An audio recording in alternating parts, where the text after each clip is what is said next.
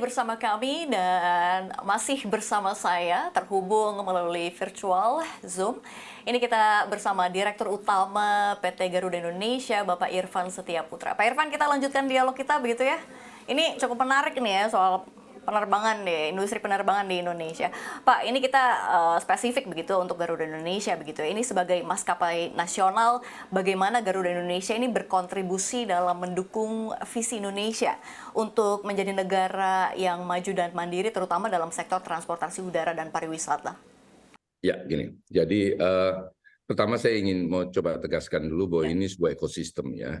Dan Kementerian BUMN mungkin juga diketahui oleh banyak pihak itu kan mendirikan holding Aviata atau InJourney di mana nanti direncanakan Garuda akan gabung sambil menunggu semuanya makin beres lah gitu kan.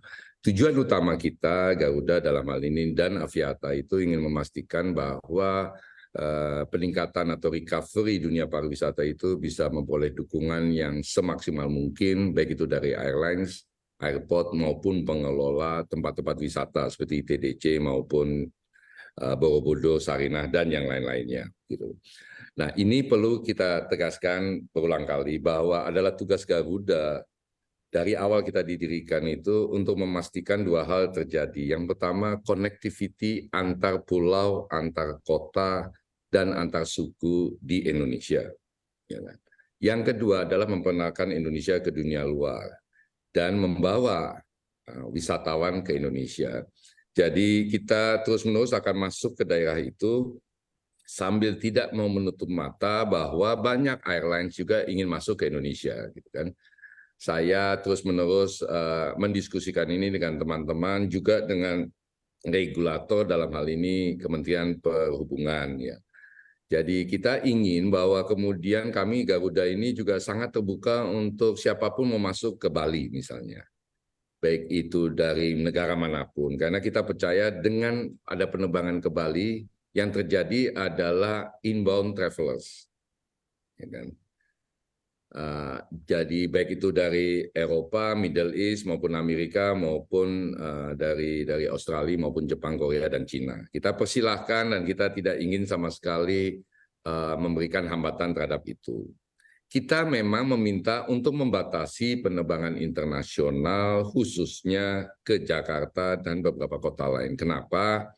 Karena penerbangan-penerbangan itu bukanlah mayoritas membawa wisatawan asing ke Indonesia, tapi penerbangan-penerbangan tersebut mayoritas membawa warga negara Indonesia keluar. Kita sama-sama tahu bahwa spending warga negara Indonesia di luar negeri dibandingkan spending warga negara asing di Indonesia itu nggak balance. Saya pernah dapat laporan, correct me if I'm wrong ya, tapi itu katanya uang yang kita habiskan di luar negeri oleh warga negara Indonesia itu 6 kali lipat dibandingkan uang yang dihabiskan warga negara asing di Indonesia. Kan ini terjadi eksodus dana yang sangat berlebihan ke luar negeri. Penerbangan-penerbangan ke kota-kota seperti Jakarta dan yang lain itu tanpa kita tutup mata, kita melihat sekali bahwa penerbangan-penerbangan tersebut mayoritas membawa jamaah umroh. Saya sebenarnya tidak pernah punya keberatan sama sekali orang bawa jamaah umroh, tetapi kita sebagai warga negara dan sebagai pengelola ini kan mesti cukup fair, karena mereka yang pergi umroh itu biasanya baru pertama kali terbang, ya kan? Dan baru pertama kali ke Tanah Suci. Kok mampir-mampir ke Istanbul, ke Dubai, ke Doha, ke Addis Ababa, kemana-mana, ke Singapura, ke Malaysia, kan tujuan mereka beribadah gitu. Dan rasanya jadi tugas kita bersama untuk memastikan mereka yang beribadah ini bisa terbang langsung lah. Baik, ini menarik ya untuk pelayanan-pelayanan Garuda begitu ya, untuk meningkatkan kembali kepercayaan atau apa ya, pemilihan dari pengguna dari Garuda Indonesia. Pak Irfan, ini kalau kita lihat begitu ya dalam rangka mendukung kebijakan pemerintah terkait Making Indonesia 4.0 begitu ya. Ini sebenarnya apa upaya yang telah dilakukan oleh Garuda Indonesia dalam memanfaatkan efisiensi operasional begitu ya, dan pelayanan kepada pelanggan? Kita ingin pastikan bahwa siapapun, terutama orang asing ketika naik Garuda, they can sense and feel the difference ya. Sense and feel the difference, bahwa seperti Bung Karno pertama kali waktu dirikan perusahaan ini, kita ingin siapapun yang mau ke Indonesia dan terbang bersama Garuda, begitu masuk sudah merasa ini Indonesia. Karena penting buat kita memastikan bahwa pintu pertama itu memberikan impresi positif, ya kan, terhadap para wisatawan maupun bisnismen yang mau ke Indonesia pertama kali, gitu kan. Jadi itu yang pertama ya. Yang kedua, tidak dapat dipungkiri, tentu saja kami fully support semua kegiatan pemerintah dan kita juga mendorong lembaga-lembaga BUMN untuk terus-menerus memastikan bahwa pergerakan manusia mau inbound itu makin tinggi. Jadi saya mau ambil contoh kayak MotoGP tahun lalu lah misalnya ya. MotoGP tahun lalu dari pemerintah singkat aja memberikan instruksi ke saya, Pak Ivan tolong disupport orang yang mau nonton ya. Jadi penerbangan ke Lombok itu per hari biasanya cuma 2 kali penerbangan. Menjelang MotoGP kita terbangkan 23 kali penerbangan. Nah, kita juga memahami bahwa jumlah penginapan di Lombok itu terbatas. Jadi kita buka penerbangan Bali-Lombok secara shuttle pada waktu itu. Jadi karena banyak yang tidak dapat tempat tinggal nginap di Lombok, banyak kita anjurkan untuk nginap di Bali. Baik. Kemudian pagi-pagi kita berangkat ke Bali, kita menggunakan waktu itu pesawat Airbus, dan pesawat itu nggak pernah naik tinggi, sudah turun lagi. Jadi itu penerbangan paling singkat yang pernah kita lakukan untuk pesawat sebesar itu, hanya 15-20 menit. Dan kembali lagi dan mengangkut lagi para calon penumpang. Jadi kami menyampaikan ke seluruh pihak di pemerintah, kasih tahu kita kalau ada event yang membutuhkan dukungan kita, kita tentu saja dengan senang hati mensupport karena ini bagian dari kerja kita bersama. Baik, kita harapkan demikian. Pak Irfan, pertanyaan terakhir nih untuk Anda nih, yang baru-baru ini saja terupdate gitu ya. Ini ada Menteri BUMN Erick Thohir yang berencana memerger 3 BUMN yang bergerak di sektor penerbangan tentunya ya. Yang ini menjadi satu. Kita sebut saja Garuda Indonesia, Citylink, dan juga Pelita Air. Pandangan Anda terkait wacana ini seperti apa sih? Tahapan sejauh ini bagaimana dan prosesnya seperti apa? Jadi kalau saya mengatakan bahwa saya kaget Pak Erick ngomong gitu, saya berbohong lah. Iya. Jadi ini udah diskusi yang kita lakukan bersama teman-teman Kementerian BUMN, Pak Tiko juga sudah beberapa waktu yang lalu, juga bersama Pelita, Citylink maupun Pertamina sebagai pemilik daripada Pelita. Jadi kita sudah diskusi dan masih dalam tahap diskusi dan komentar saya atau tanggapan saya terhadap statement Pak Erick ini tentu saja kita sebagai bagian dari Kementerian BUMN menyambut ini dengan sangat antusias ya. Karena kami percaya bahwa statement Pak Erick ini itu bukan berasal dari out of the blue ya. Ini juga banyak diskusi dan saya harus mengakui saya juga terlibat bagaimana ini. Kita masih dalam tahapan diskusi mengenai opsi-opsi yang ada ya, opsi-opsi yang ada dan implikasi dari opsi-opsi yang ada gitu. Sebelum kami Garuda maupun Pertamina sebagai pemilik dari Pelita bisa bersepakat atau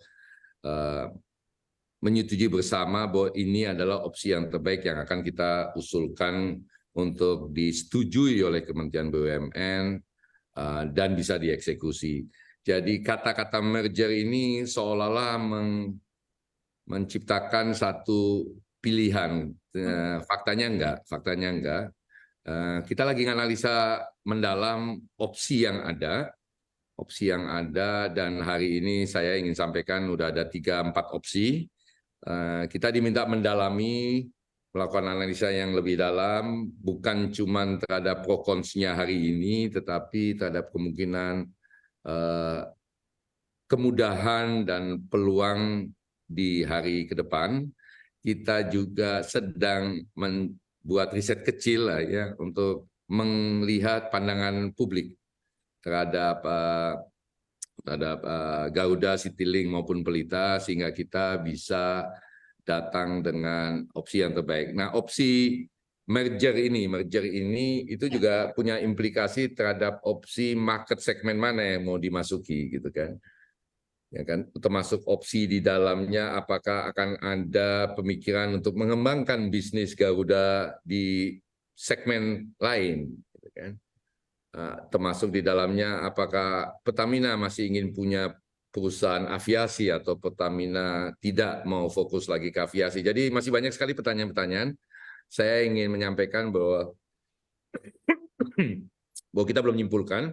Jadi nanti tahapannya begini, tim sudah kebentuk, nanti kita paparkan opsi yang ada, kita sudah paparkan, kita diminta mendalami bersama-sama dengan Pertamina, nanti habis itu menyampaikan ke kementerian, tentu saja ada catatan samping ya, yang kita mesti pikirkan, bagaimana legalnya, bagaimana komposisi saham, bagaimana implikasi ke SDM, bagaimana sistem yang akan dipakai, dan segala macam.